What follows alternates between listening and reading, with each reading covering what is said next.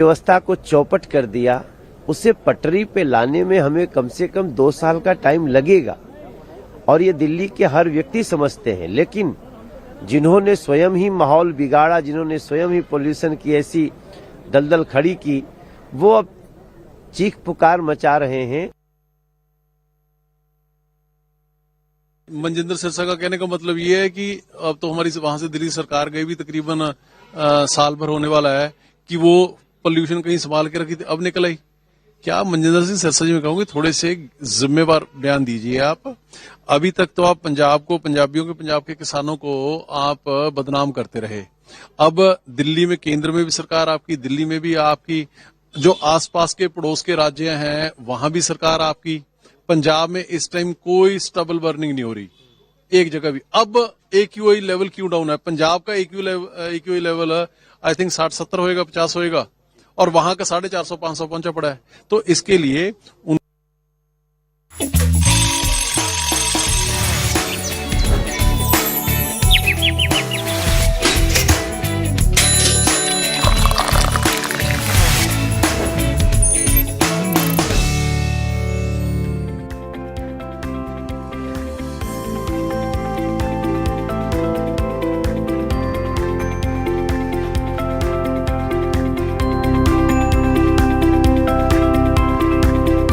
Good morning and a very warm welcome. Well, that's just a warm reminder of 20 years of constant change, countless voices, innumerable headlines.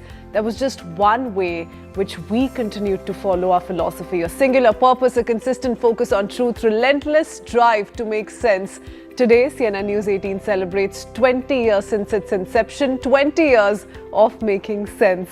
Hello and a very warm welcome. You're watching The Breakfast Club. I'm Kritsween Walia. This morning on the show, we're going to be talking about something simple and surprisingly powerful. So let's give you a lowdown. We'll start by shining the spotlight on decades of research that shows transcendental meditation isn't just about feeling calmer. It can actually help lower blood pressure and reduce the risk of heart disease by tackling chronic stress at its root. We'll talk about that important discussion, the conversation that has been seen every now and then, with two experts joining us live this morning. And then we move on to our person of interest, Premanjali, an Australian Kirtan singer whose music creates the same sense of stillness and connection that meditation does, but also spreads its wings by teaching the art through her several initiatives. That and much more coming up this morning on The Breakfast Club.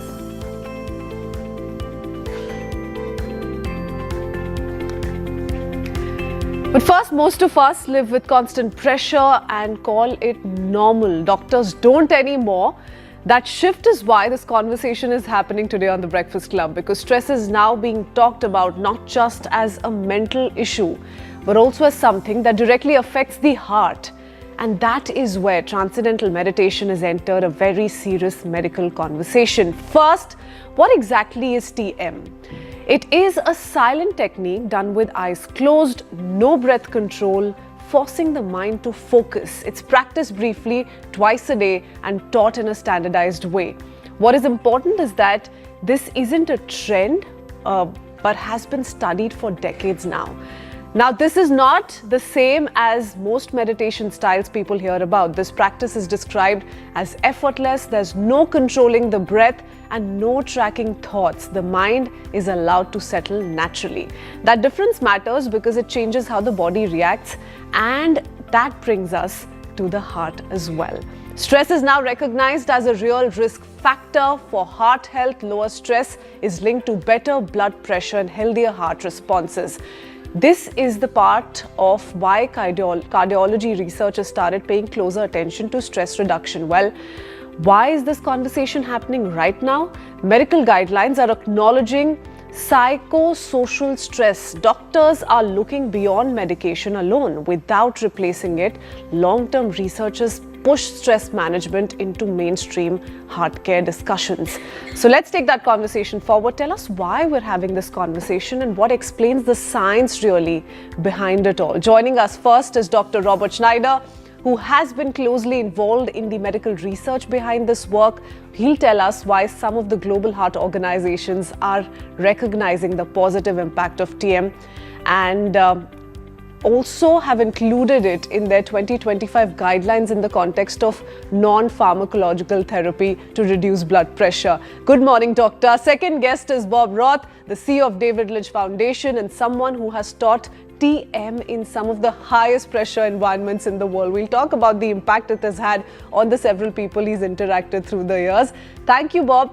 Good morning to you. We'll come to you in just a bit. First up, I do want to go across to Dr. Snyder. Really tell us about the science, the research he's been part of for years now. Doctor, walk us through the specific evidence that has convinced two of the world's most influential heart bodies to include TM, Transcendental Meditation, in its 2025 guidelines.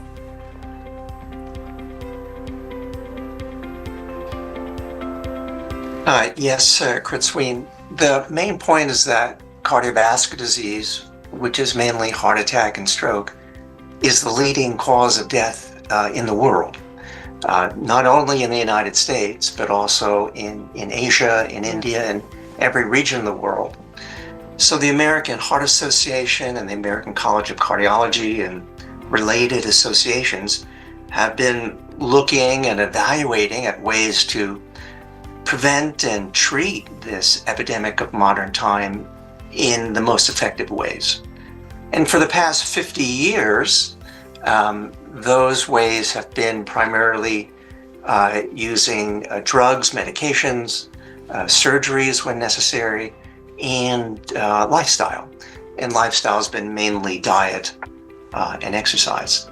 However, the big breakthrough in just this past season has been in the latest publication of these organizations. They've recognized the role of the mind in heart health. They call it stress, psychosocial stress, they call it, and how the mind or the brain can cause stress hormones and activation of the stress-related nervous system, and that affects the heart and blood vessels and can accelerate high blood pressure, which leads to damage in the blood vessels and heart attack and stroke. So the role of the mind in heart health was the first part of the big breakthrough just this past couple of months.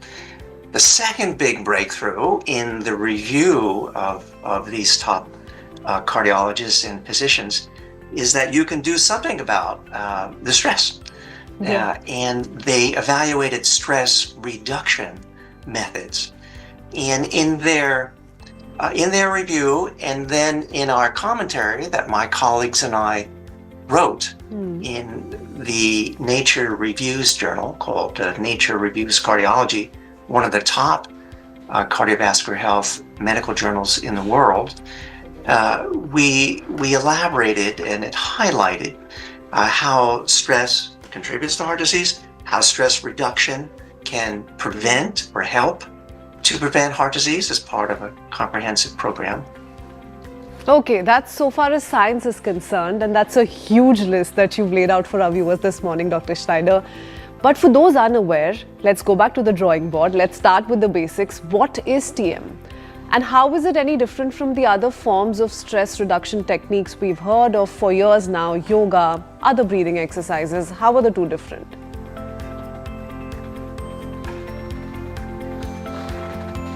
Yes. Well, there are many forms of meditation and relaxation available in the world today, and particularly in India. Many of these practices are popular, and I believe that they all have their value. But when you look at the scientific studies on what happens in the brain during different meditation practices, there are actually different forms of practice with physiological correlates.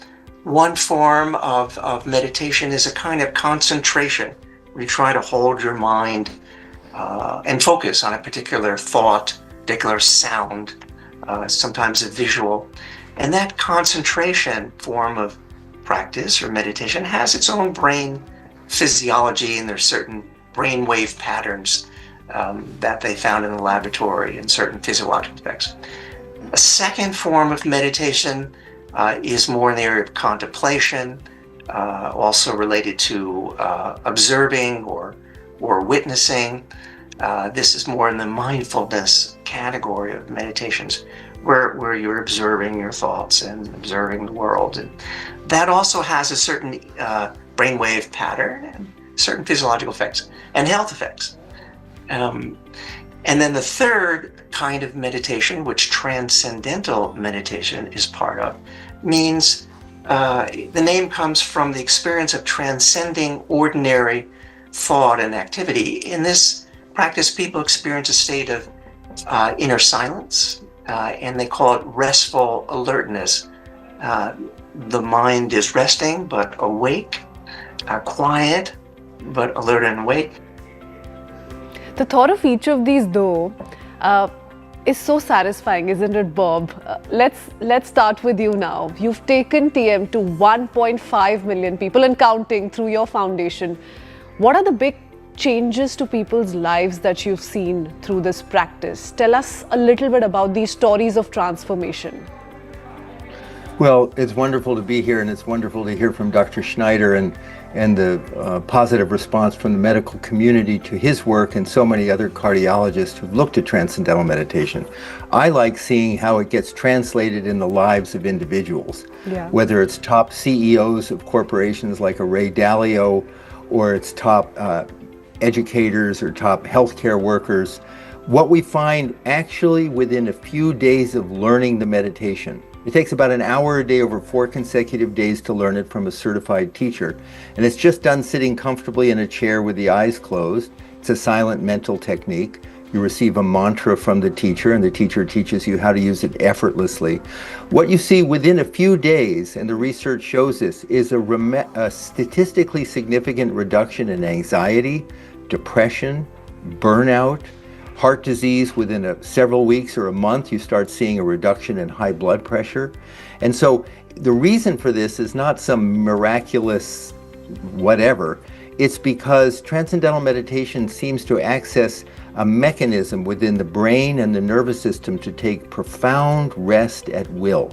This state of restful alertness where the body is rested and the mind is wide awake. And that provides the basis for this constellation of health benefits, reducing stress, but also waking up the creative networks in the brain. And I think that's one reason why some of these top leaders in America are doing this, not just to get rid of stress, but because they have to be at peak performance all the time. And the few minutes of transcendental meditation twice a day awakens that in the brain. And can you give us examples, Bob? You've had not just these top leaders, top actors, media personalities, musicians, everyone work with you on TM. Do we have a story on top of your mind, any of these bigwigs where TN has actually changed things for good during a bad phase in their life? Well, yes, I think what it does is it helps we all have ups and downs in our life. I mean, all of us, whether you're at the top of your game in athletics or business or healthcare, or you're just struggling to make it through those ups and downs. And what we need is that ability to be anchored within ourselves, to be established within ourselves, what the doctors call a calming of the fight or flight response and a waking up of that parasympathetic nervous system. So, for example, Mr. Ray Dalio, who runs one of the top hedge funds in the world, he said that what the meditation has allowed him to do is to slow everything down. He says almost like a ninja, where things, instead of coming out fast, he can slow things down, he can see them clearly, and he can make the decisions that are going to impact just not himself and his family and his business, but really the whole world. We now have hospitals in the United States that are paying for all of their doctors and nurses to learn transcendental meditation as part of a wellness program. And I think this is the future. I think you're going to see transcendental meditation covered and part of insurance companies and wellness programs within it's already happening, but within a few years, doctors will be able to prescribe transcendental meditation and have it covered by their insurance carrier. Lovely. I do want to go across to Dr. Schneider once again. Doctor, can people access or include TM in their daily routine realistically without special training or guidance? Is it easy for one and all, or is there a particular way of going about it or introducing yourself to the practice?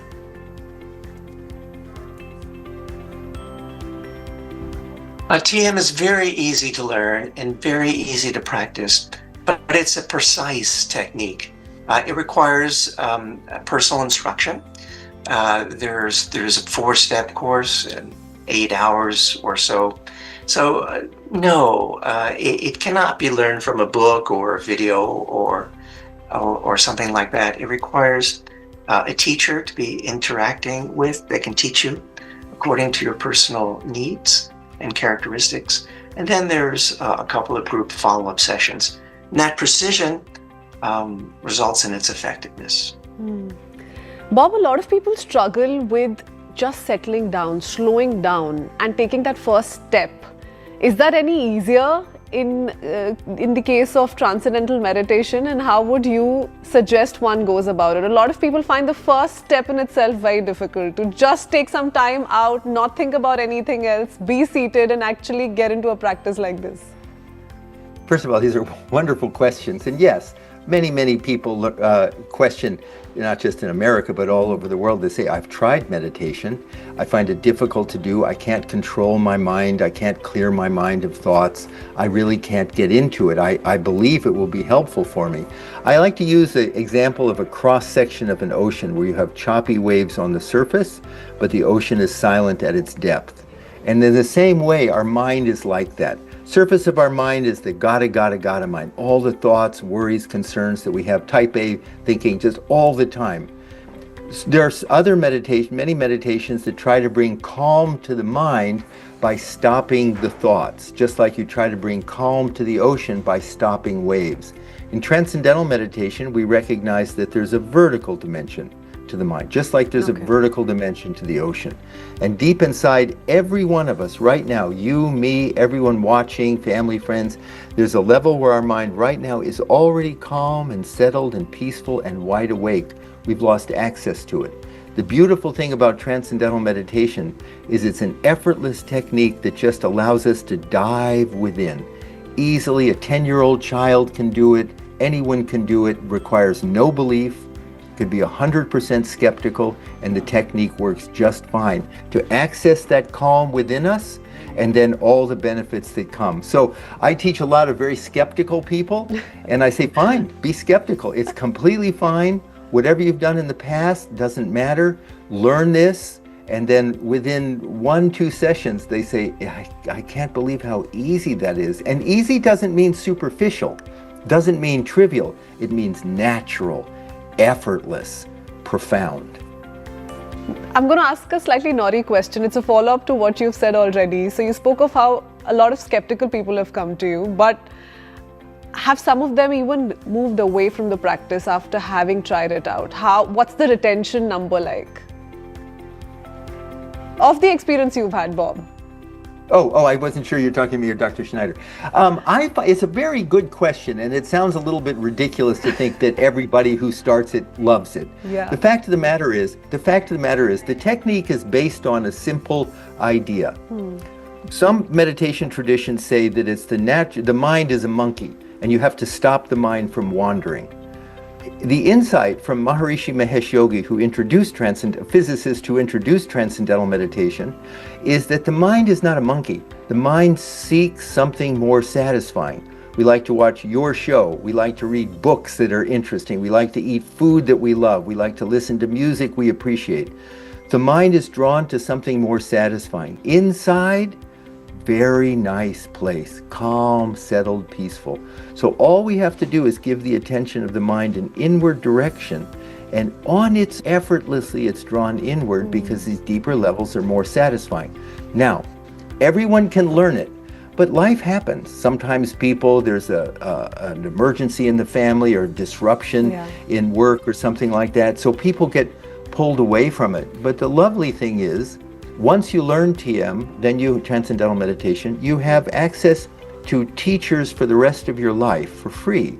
And so I get calls all the time from people who say, Bob, or by the way, there's thousands of teachers of TM all over the world who are certified to teach this. They say, Bob, it's been a little while since I've been meditating. I'd like to get started again. Within 15-20 minutes, they're back on track. So it may be that a person stops, but they don't really stop. There's just there's more time between the meditations, but then they come back to it and they're glad they do. Life happens and then they're back on track. Okay, lovely. Yeah, life happens. Okay, let's get back to the health aspect for a while. Dr. Schneider, who benefits the most from TM? You've spoken of the host of things that it does to your body or course corrects in a way. But were there any specific patient populations like stage 1 versus stage 2 hypertension or older adults, let's say, for whom TM showed maximum benefits? The review committees have pointed out that this stress reduction meditation technique is useful both for prevention and for treatment. If you already have high blood pressure, then this could be a very useful component of your program.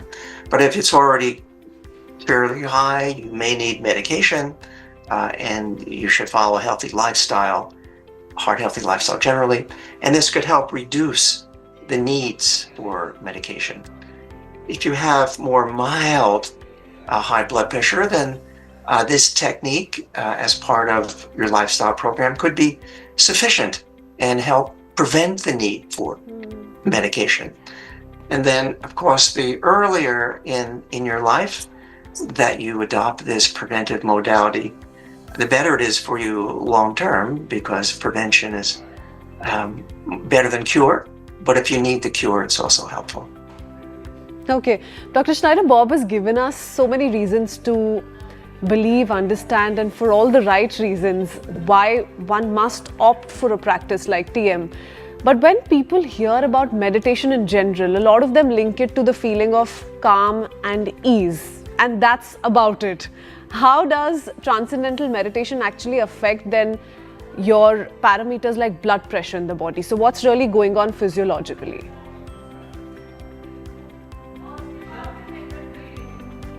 Many people have the question about my lifestyle is so busy and I don't have time to stop and slow down. Some people call it the busy business person syndrome. The main idea is that taking a few minutes in the morning and a few minutes in the evening to slow down, take some deep rest and relaxation in this alert way, it prepares you for more effective activity. You can actually be more efficient in your busy life if you start your day in a restful, clear, creative way. And if you finish your day by washing away the day's stresses and fatigues. So it's kind of a way to prepare for activities. So rather than it being frenetic and less coherent and running around, it's starting the day in a more coherent state of mind and body and finishing the day that way. So it actually improves people's efficiency and effectiveness by taking a few minutes of rest twice a day. Okay, that sounds beautiful. Bob, have you had people come to you say meditation is just spiritual or it's too abstract? And how did that perception change once they took the leap of faith, once they got into this practice? And more importantly, how much of a role does research like this, like the one Dr. Schneider has been working on, play in changing that perception? Oh, I think research has been absolutely essential in doing two things. First of all, making clear that not all meditations are the same. There's been an assumption even within the scientific community that, well, it doesn't matter what you do. You can, knit, you could do breath work, you could do transcendental meditation, you could do mindfulness. They're all the same. Turns out there's a different brainwave, there's a different procedure, there's a different brainwave signature, and there's a completely different response in the brain and the nervous system to the meditation. So science has been absolutely essential. First of all, I want to pause here by acknowledging transcendental meditation has its roots in India, has its roots in this great ancient Vedic tradition. So I think what's interesting is this great ancient wisdom is now coming and it's being reflected back by the science of Harvard and Stanford and Yale and University of Michigan, hundreds of research studies conducted on transcendental meditation. And the result of that is the world now has this gift of an ancient, simple practice that can produce within a short period of time dramatic changes in one's own mind, body, behavior, and in the society as a whole. And I feel like the notion, the spirituality is a wonderful, I mean, if you define spirituality as developing the full potential of consciousness, the full creative potential of the human being, that's a wonderful thing. If we're looking at spirituality as a religious practice, that's fine. That's not transcendental meditation. Transcendental meditation is a mind-body practice that wakes up the full potential of the brain, the mind, and also allows us to live as healthy a life as we can in these very turbulent, trying times. As far as time goes, if I could say one more thing. One time I was teaching a father and his 15-year-old son, and the father said, you know, I believe transcendental meditation could be very healthy for me. I just don't have the time.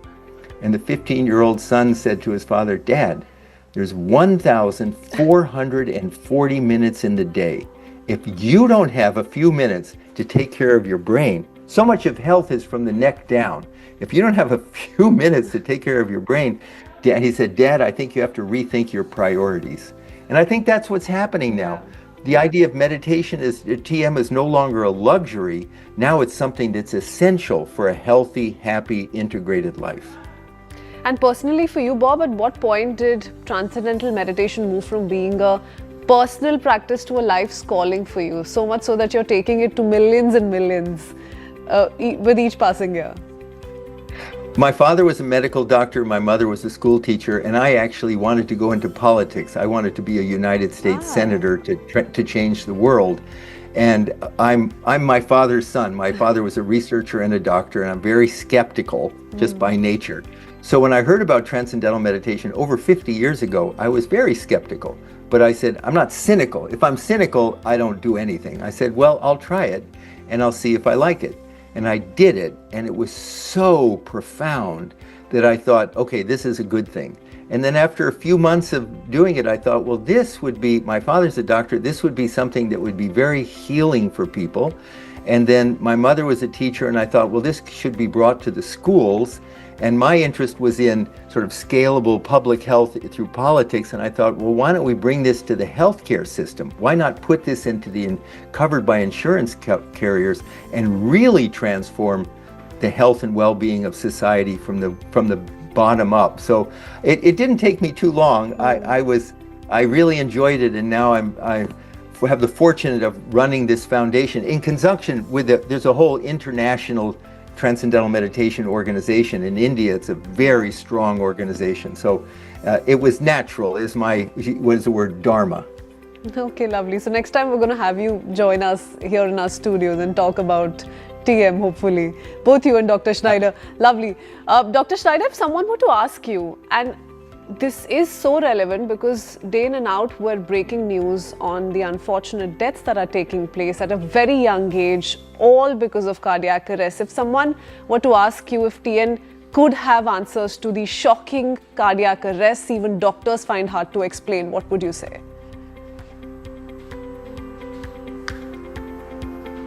It's been found that heart health begins early in life. High blood pressure begins often in youth.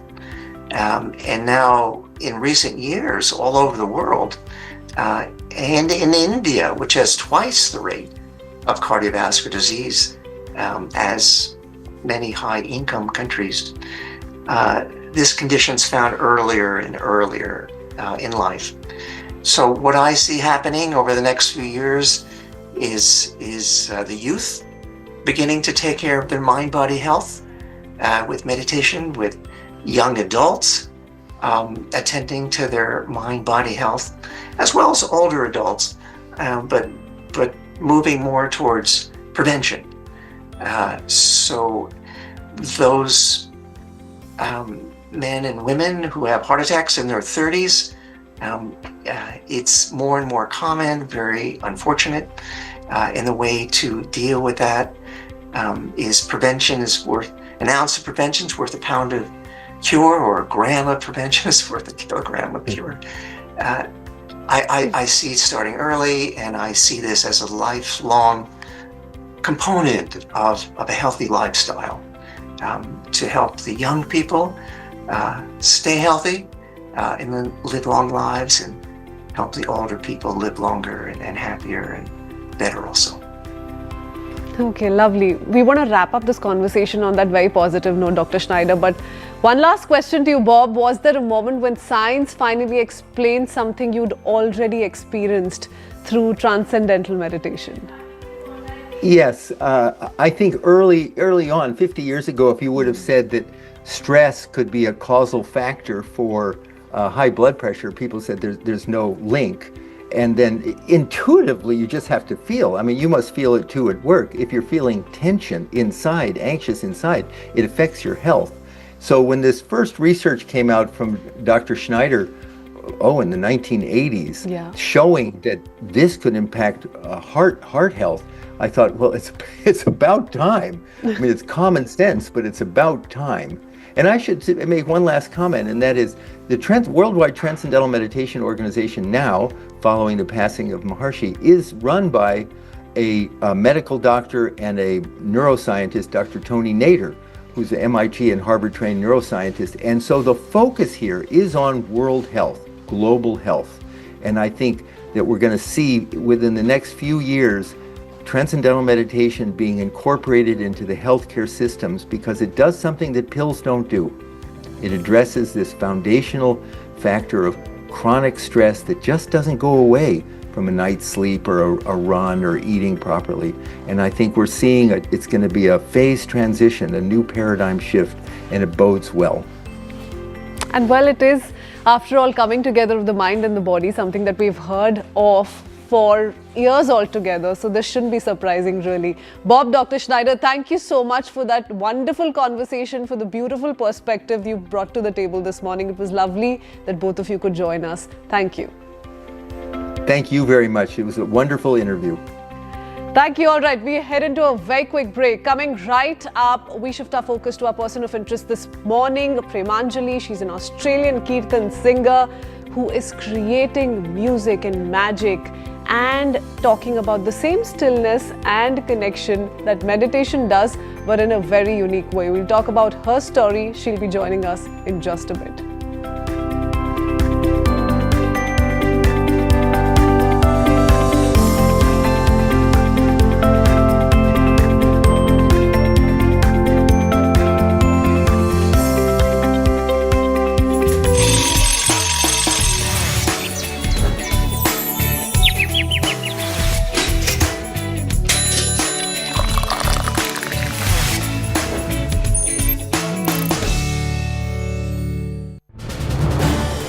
This is News 18 Network.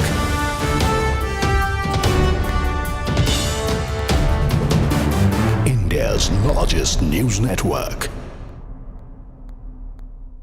Shift our focus to Bengaluru, where a 34-year-old mechanic died after he and his wife were forced to shuttle between hospitals on a bike in search of urgent medical care, allegedly facing indifference from both hospitals and passerby along the way. The man, identified as Venkataraman, laid on the road writhing in pain for several minutes as his wife pleaded for help with folded hands. Cars continued to pass by without stopping. Help eventually came from a cab driver who finally stopped to assist, but by then it was too late. By the time they reached the hospital, the 34-year-old was declared dead on arrival, leaving behind a 5-year-old son and an 18-month-old daughter. Let's listen in to what the wives ordealed. I'm standing outside Real Life Hospital in Banshankari, Bengaluru, where 34-year-old Venkataraman was brought by his wife after he complained of severe chest pain on the morning of December 13th. Around 3:30 a.m. to 4 p.m. he's complained of severe chest pain and his wife has rushed him here. This is the second hospital he was brought to. His wife first took him to another hospital that is located around 300 meters from here, where the hospital authorities are said to have told the couple that no doctors were available at the moment. Then the wife rushed the 34-year-old man here to Real Life Hospital in Banshankari, where an ECG was conducted and the doctors diagnosed that he suffered a mild heart attack. But the family claims that the hospital did not provide any initial medical treatment or provide any ambulance for the couple to move to another hospital. He was advised to be taken to Jayadeva Hospital in Jayanagar, but the family claims that neither did the hospital provide any initial medical treatment nor did they give an ambulance. Ma'am, on the night, what exactly happened? How did it begin? What is the sequence of events? Please tell us. From morning 3:30 this incident has happened. He was paining more. It was paining more. So what he done? He vomited. After vomited, he went. I told to him I'll call a sister, but he didn't wait. He took his scooty and he went out. I'll go to hospital. If you come, you'll come or no? I don't want. I'll go to hospital. After that, I went to hospital. I went to Udva hospital, but they didn't. The duty doctor was not there. After that, hospital of security, he told that go to Real Life Hospital. We went to Real Life Hospital. They took ECG and all. After taking ECG, my husband asked him, "You give any treatment for this or you give any tablet?" But they didn't give. They asked also whether you came. How did you came? They asked. He said we came from two-wheeler, but they didn't give any ambulance facilities also. After that, they told to go to Jayadeva Hospital. We went to Jayadeva Hospital. In Kadanalli Circle, he got an accident. He was driving. Yeah, he was driving. When he was driving, got accident. After that, I'm begging all of them, but no one helped me. After that, lastly, after 5 to 10 minutes, his sister came. After that, she gave CRP and all. After CRP, he didn't wake up. After lastly, one cab driver came and stopped. After that, he took and went for Dayananda Sagar Hospital. In that Dayananda Sagar Hospital, so they took ECG in car only. They didn't took and went inside of hospital also. Now, CNN News 18 spoke to Karnataka Health Minister Dinesh Gundu Rao, who assured the action in case of negligence. Let's listen in. You've seen this incident from Bangalore. Several questions. One on the preparedness of a hospital, whether they should have a cardiologist or an expert at hand at that time and at least arrange the ambulance. Is this something that the government will look into, sir, in the coming days? No, I've heard, about this incident, and we are looking into it. Basically, we need to find out exactly what happened and what was the, actual sequence of events and what are the facilities in this particular hospital. Basically, we have under our KPME that anyone in an emergency, the hospital should not turn away the patient. So that treatment should be given, emergency services should always be given to the patient, whoever comes in. But here it depends on whether the hospital had the required facility to treat them or what was the advice based on. All those things. So looking into all that, definitely if there's any wrongdoing by the hospital or any negligence by the hospital, we have laws which definitely we can take action on them. But we need to investigate it further and then, then take the next step, I think.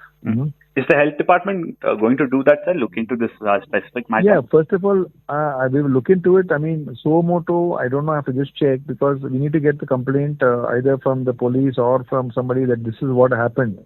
That is one thing.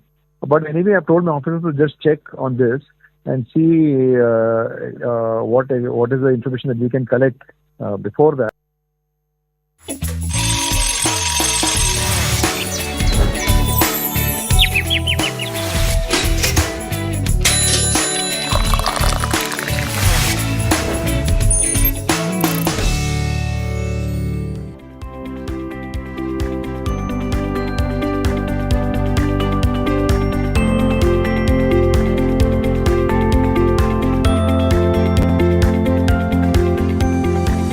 Welcome back. You're watching The Breakfast Club. Our person of interest this morning is Premanjali, an Australian-born global Kirtan artist. She grew up in Australia in a family rooted in bhakti and devotional music where chanting and singing were part of everyday life. That early exposure shaped her deep connection with bhakti, and her love for bhakti eventually brought her to India, where she began singing and teaching Kirtan. Today, she travels across countries, taking Kirtan from Vrindavan to the streets of New York and much more. Recently, Premanjali has also released her debut single, Shamana, a devotional track that reflects her musical journey and her grounding in bhakti. Let's bring her in this morning. Premanjali is with us to tell us all about her journey with Kirtan. and Bhakti. Good morning, Premanjali. Hope you're doing well. How would you introduce yourself in Hindi? Can we start with that? I think I can understand more than I can speak. I'm always getting... I get so frustrated because I wish I could just jump into Hindi mode and start saying all these things, but little bit, thoda. Excel के बाद में पूरा हिंदी समझती है, पूरा हिंदी बोलती है. Okay, great. Okay, we'll not put you in a spot. But Premanjali, you blend traditional Indian bhakti with contemporary musical influences so beautifully. How do you bring the two together while also retaining the devotional essence of your singing? Hi, thank you so much for having me here. I'm so excited, and it's such a great question. I think that because of my upbringing and the sort of music I've been surrounded by, Kirtan has always been there and Bhakti has always been there, but growing up in Australia, I also had a lot of love for pop music, R&B, jazz, and I feel that the most important thing is just always being an intention. So there's so many beautiful pop songs out there that may not have been written with the intention of Bhakti, but you could sing them with that intention. So I feel like as long as the prayer and the devotion is there in the lyrics and in the intention, any song can be devotionally transformed. Okay. And how much time have you spent in India so far? And have you finally moved to Mumbai for good? Is that your home now? So I've been coming to India since I was a little kid. I came for the first time when I was 7, and I loved it so much. And I think a lot of that had to do with the fact that even though I grew up in Australia, the community that I grew up in was a Bhakti community. So it had a lot of Indian culture infused in my childhood, from wearing saris, eating with my hands, or going to a gurukul there, going to the temple like daily. So when I came to India, it felt like, oh my God, everyone does this. I'm not the odd kid out anymore. And since then, at least once a year, I've been coming. And as I got older and I graduated school, I was able to come for longer periods of time. So from 2018, 2019, I was staying here for 2-3 months a year. And just always loved it so much. So after COVID, I moved to Vrindavan it was about a year. I was traveling still in that time, but I was based out of Vrindavan for about a year, which was so magical. I wouldn't trade those days for anything else. But since then, I have been traveling more. I was living in New York, and recently I've just shifted to Mumbai. So I'm going to be here full time now. Oh, nice. Lovely. Welcome to India, truly then. Premanjali, 2025 is anyway a special year for you, isn't it? Because of your debut single, Shyamana. Can we have a few lines?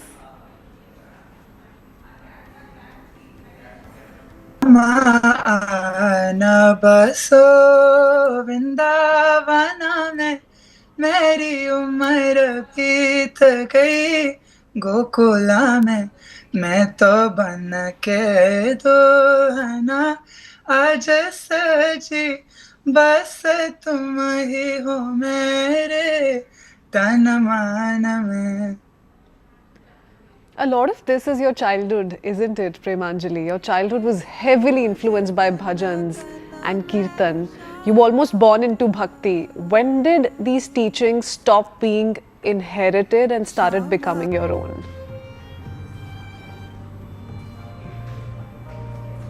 I love that question so much because I think it is a really big part of the journey for anyone like me who grows up in a religious family or a religious community.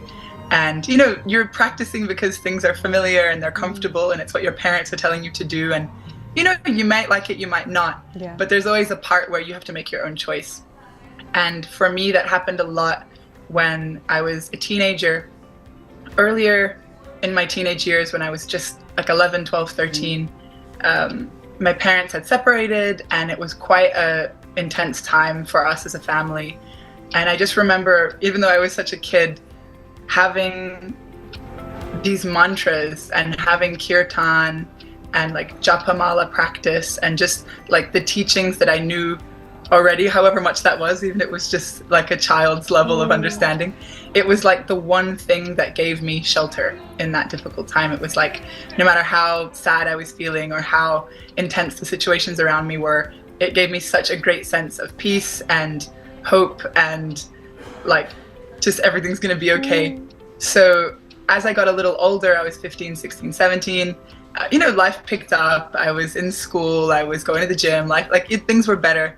And that practice sort of fizzled out a little bit, but the feeling remained. Like I remembered that it worked, I remembered that I loved it, but it was almost like I wasn't putting the same time and attention to it anymore. I was just, I was just a teenager with a bit of sentiment towards it. But when I met my guru, when I met my teacher, that made such a huge difference for me because I felt like I was actually learning from not just my parents, but someone who just really deeply inspired me and is such a great example of a devotee. Okay, that's how your story began. There's another story that's unfolding in India, around the world, which is of the devotional music scene. It's slowly expanding. It's in a way seeing a revival, especially among young listeners. There are concepts like bhajan clubbing, etc., that one is hearing of every day. Why do you think that is? Why do you think that's happening?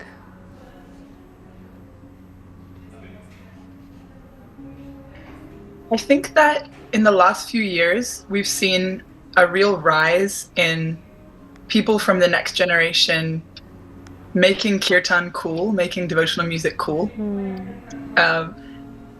And I think that that's had a big impact, even the whole bhajan clubbing concept, which we see circling around now, and the idea of kirtan concerts. It's really revolutionized the idea of what kirtan used to be and, what kirtan is. So I think that's definitely made it more accessible for a lot of the youth and a lot of people who are interested, but maybe just always thought it was a little too traditional or a little old school. It's there's been a revival of making kirtan the moment. So I think that's definitely attracted a lot of people. And I would say that for anyone who's young and figuring out their life and trying to just work out how everything's gonna be, they're starting to realize just the benefit and the power that this sort of meditation and kirtan and mantra meditation can have on just calming down your mind and feeling that relief for that time from the stresses of life. So I think there's definitely an audience there that's growing more and more, and it's great to see. It makes me so excited. And it's really clear for us to understand what you think of Kirtan and Bhakti and how you associate it with meditation directly. But at any point, did you, Premanjali, think or feel that you needed to move away from this or move beyond this life and explore more? Or has it always been about Kirtan, about Bhakti all your life? When I was in school, I studied in studies of religion, which was super interesting to me because I'd never learned so much about Islam or Christianity or so many other faiths because we were so dipped in Bhakti and in ISKCON and in all of these traditions. So that was really interesting. I did really enjoy learning more about other religious traditions and other things out there. I also had a lot of friends that we grew up together in that Bhakti community, but they weren't so interested anymore and they sort of went into the non-religious scene or just not being interested at all in any idea of God. And it was really interesting to see, and I think I was lucky that somehow because of the school and community that I had, it was a very sheltered community. When people were leaving or when my friends were going and kind of exploring other things and getting more out there in the scene, it kind of was like the not cool thing to do in my group of friends. It was almost like, they went and did that, or they're out partying or they're just getting drunk. It was I was really lucky to have a really close group of friends that were just on the same page as me. So that definitely made it a lot easier. And I think that also having those sort of more intense moments I was speaking about earlier where life was just kind of hard and I needed something to hold on to, I needed something to give me a sense of shelter. That kind of made it more clear to me that these teachings do really work and that I did have a lot of faith. Premanjali, you've already given us a few lines of Shyama Ana, your 2025 release, also your debut. Tell us about the experience shooting it in Kerala backwaters. Oh my gosh, that was one of the funnest trips of my life. We had such a good time. It was crazy. It was extremely we didn't eat or sleep basically. We were just shooting all day. We had actually originally shot the music video for Shama Ana in Australia. Okay. We were going for like the Yash Raj films, mountain sari moment. So we had done this whole separate video. And I had found a video on Instagram of these Kerala water lily fields and convinced the team that we had to go there to shoot at least one scene there. But when we got there, we realized, oh my God, like this is just going to be the moment. Yeah. So we ended up shooting the whole music video again in those it was just 2 days we were there in Kerala. And it was great. Okay. Premanjali, tell us now about the role you think Kirtan and chanting play in everyday mental well-being, especially in the noisy world we live in today.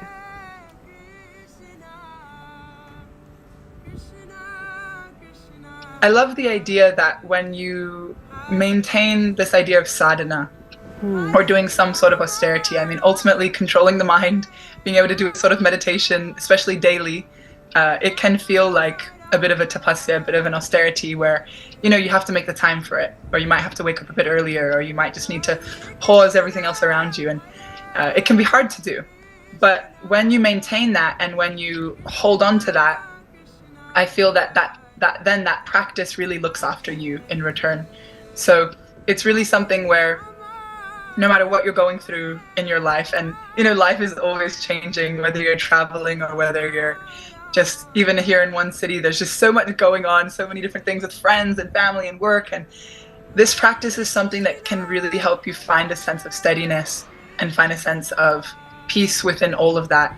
And even though it can feel a little difficult in the beginning, it's something that is such a non-negotiable now, because if I go a day without doing it, or if it's a day where I have to chant maybe in the evenings, you just feel the difference it makes on your mind and your consciousness. I love the idea that when you wake up early, especially, which is hard to do, I understand, but when you're able to do your chanting in the morning, it's like putting on your armor for the day. And then whatever you face in the day, you're like going into the day like it's a battle. That's brilliantly put, Premanjali. Do you have a kirtan or a bhajan that uplifts you at every difficult moment of the day or during a difficult phase in your life? Do you think you can give a few lines to our viewers so they can have a good start to their day? Sure. There's a beautiful bhajan, Govinda Jai Jai, Gopala Jai Jai, which came to mind. And it's quite fun, you know, it's upbeat, people can sing, you can dance with it. It goes like this. Govinda Jaya Jaya, Gopala Jaya Jaya, Govinda Jaya Jaya, Gopala Jaya Jaya, Radha Ramana Hari Govinda Jaya Jaya, Radha Ramana Hari Govinda Jaya Jaya, Govinda Jaya Jaya, Gopala Jaya Jaya, Govinda Jaya Jaya, Gopala Jaya Jaya. Okay, lovely. Our viewers are surely set to have a great day after this. Premanjali, we will let you go, but I need you to leave us with one message today for the generation, for the young, on devotion. And if you could give that message to us in Hindi, it'd be great. I don't know if I can say that in Hindi. My Hindi is like, मैं सब कुछ भूल जाती हूँ. Especially I get a little nervous. But I'm learning soon. I think if I'm here in Mumbai a little longer, my Hindi will improve. But that was a beautiful question you're asking. What is the advice or what is the wisdom for someone maybe wanting to start on this path? I think the most important thing you can do is be as authentic as you can in this practice. Don't let anyone tell you have to do more than you're ready for. Don't let anyone push you that this practice is a box-like structure where you have to fit into a certain container. I think anything that you've found that's given you some sense of connection and peace, stick with that, whether it's kirtan, whether it's reading, whether it's, you know, associating with the right people, with saintly people. Find that thing that inspires you and just stick with that. And the idea is if you're trying to get better at something, like anything, like any practice we're trying to build, you don't want it to be too hard that you're going to give up, but you want to just feel a little pinch, like, okay, it's a little bit hard, but I can do it, and I'm going to train my mind. And that way, you'll be able to make progress quickly without burning out. Find your inspiration, follow your heart. Lovely. Thank you. Thank you for those wonderful words and sharing your story with us here on The Breakfast Club. Thank you, Premanjali, for joining us this morning. All right, with that, we head into a very quick breather. We're not done as yet. We'll be right back in just a few seconds.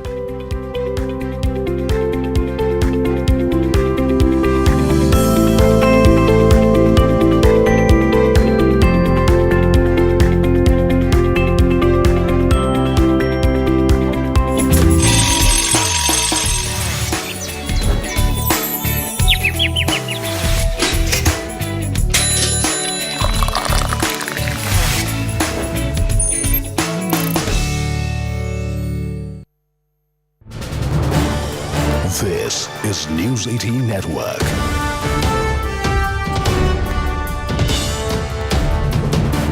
India's largest news network.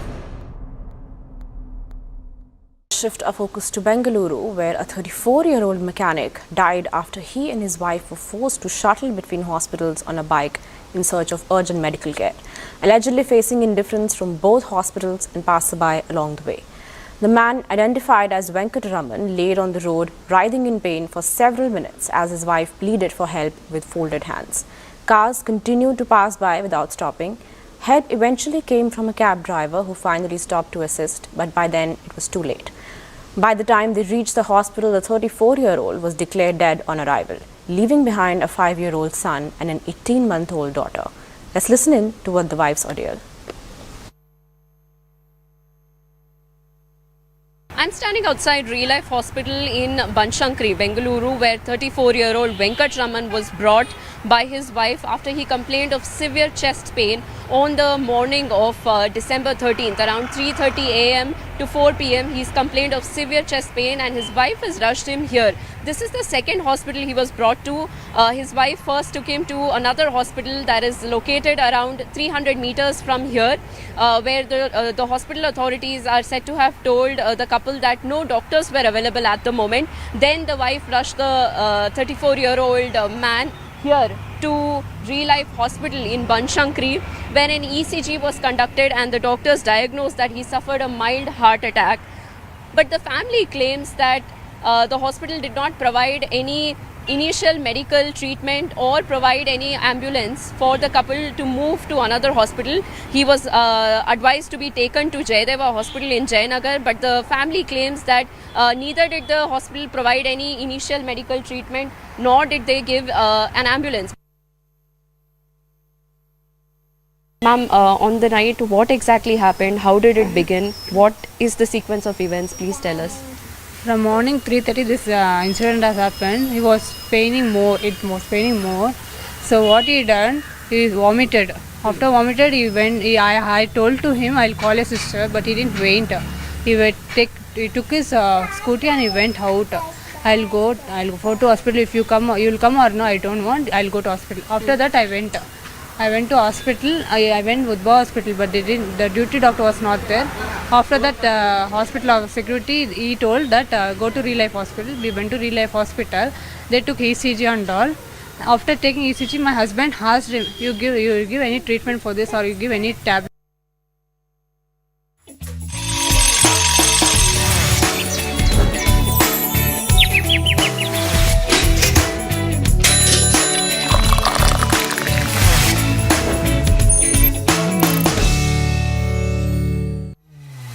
Many things have changed in the last 20 years, but our partnership with you only got stronger. Political parties. RTI enabled India's right to know. System needs to become more transparent. We saw terrorism's deadliest face. This is a terror attack on Mumbai. Visuals that will haunt Mumbai. A crisis that plunged the nation in panic. We are faced with a global slowdown. A crime that shook 1.4 billion people. Last bus rides for the girl who would come to be known as Nirbhaya. We saw India becoming cricket champs after 28 years.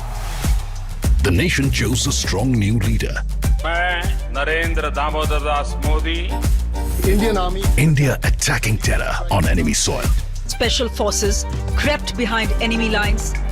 An invisible threat brought the nation to a standstill. Not a single soul out here.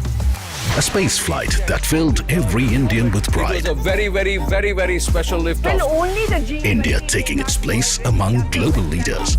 One Earth, one family, one future.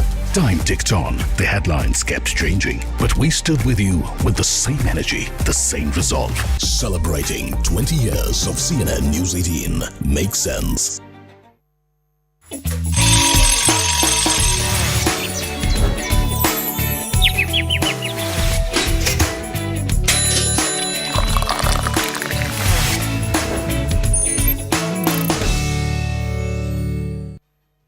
Shift our focus to another story where, in a significant development during the winter session of the Parliament, the government has now agreed to a short duration discussion on air pollution in the Lok Sabha. Environment Minister Bhupendra Yadav is ready with his reply and will address the House on the government's timeline and actions.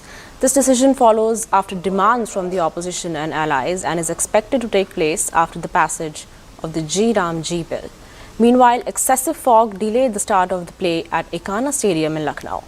As an India all-rounder, Hardik Pandya was seen wearing a mask while warming up ahead of the match as a precaution, with the AQI in Lucknow hovering over a hazardous 400.